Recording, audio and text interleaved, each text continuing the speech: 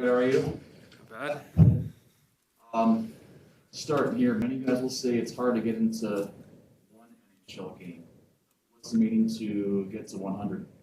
Uh, it's pretty special actually. I think as a kid, growing up, you always kind of dream of playing just one. So to do it 99 more times is pretty special.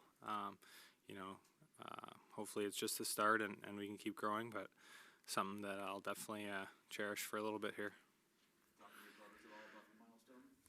Not much. My one brother's in Moose Jaw, Saskatchewan right now, so he's they're on a road trip. I haven't talked to him much. The other one's just giving me a hard time, so I guess you could say we talk to each other. Yeah. Morgan, what kind of work have you done on your face-off this year, and where are you seeing the development from the beginning of the year to now? Yeah, I think when I started the year, I knew could come in and we didn't have a lot of right-handed centermen, so it's something I kind of took pride in. Lots of watching film, things like that, but I think the main thing's just reps and kind of learning what I'm good at and just sticking with it. You see the top guys are the top guys, and they stick with what works for them. They don't change it up too often, so just trying to find my niche and be able to go out there and compete on every draw. How much does confidence play into a skill like that? A lot.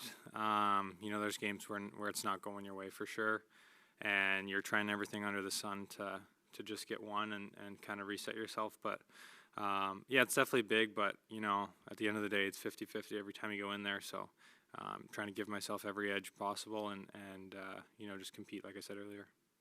You talk about not changing your approach. Does it not matter then where your opponent ranks among faceoffs? Because Dallas is one of the better teams in the league at that. Mm-hmm. Yeah, it's something that we pay attention to for sure. Obviously, anytime you can start with the puck, it's important. Every team watches video on guys and things like that. I don't think face-offs are any exception to the rule. I think it's good that our team's starting to put some more importance on face-offs and starting with the puck. So yeah, it's definitely something that you look at. They have some good guys over there, but if I can do what I do well, maybe they'll maybe key on me a little more. So if we can just stick with what I'm doing, we'll be all right. Dave talked about how most of your NHL games you played at the wing before this season. Center. I know you played center in the past, but at the NHL level, how much of an adjustment is it from the wing to the center? Quite a bit, yeah. Winger, you're kind of sometimes. I've honestly never really played wing until I got to the NHL.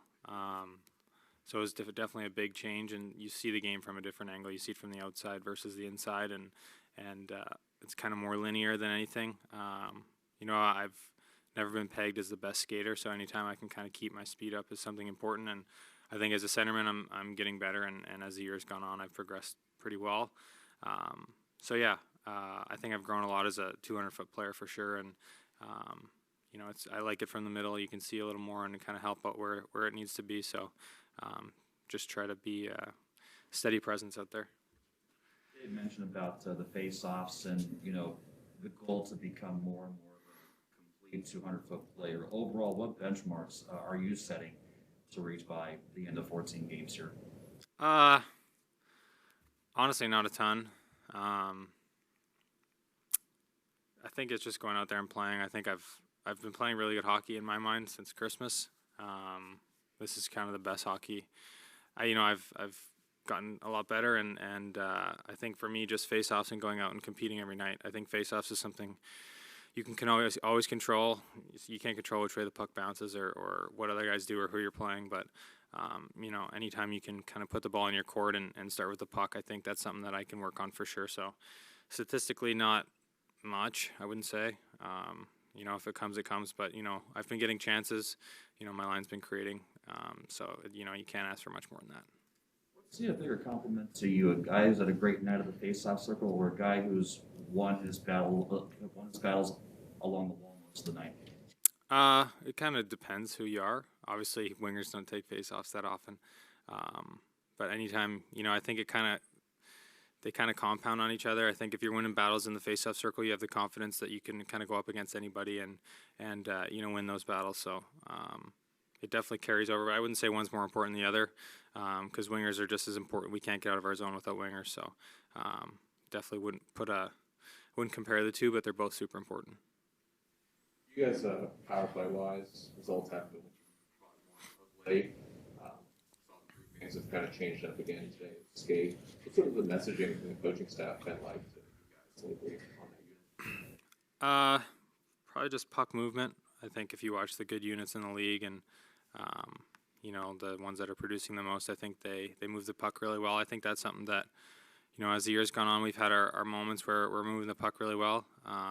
You know, we haven't had a ton of power plays the last few games, which is, you know, that's honestly the biggest part, is just getting your reps and things like that. So if we can draw some more penalties and you know, contribute a little more on the power play and create some more chances, I think we'll be good.